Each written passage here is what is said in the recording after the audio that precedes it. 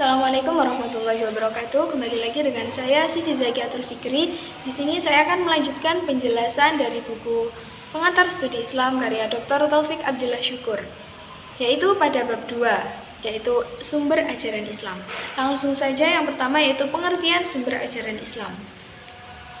Islam sebagai ajaran, petunjuk hidup dan sebagainya itu membutuhkan sumber, yaitu guna mengkonstruksi ajaran Islam. Dan sumbernya itu yaitu berasal dari Al-Quran dan Sunnah Rasulnya. Selanjutnya yaitu macam-macam sumber ajaran Islam, yaitu yang pertama Al-Quran.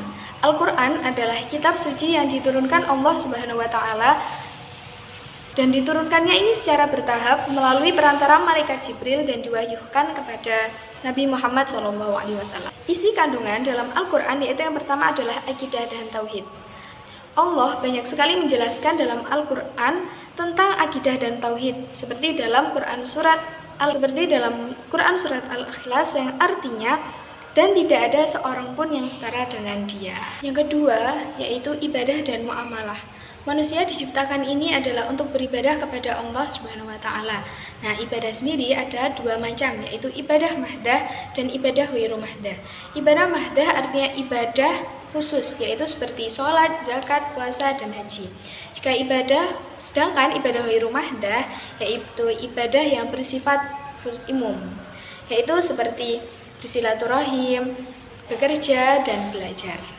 Selain beribadah, manusia cenderung memenuhi kebutuhan hidupnya bersama manusia lain, yaitu disebut dengan muamalah, yaitu misalnya jual beli, hutang piutang, sewa menyewa, dan lain-lain. Yang ketiga yaitu akhlak.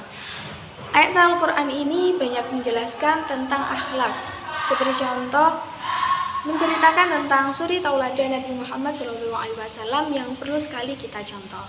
Yang keempat yaitu hukum.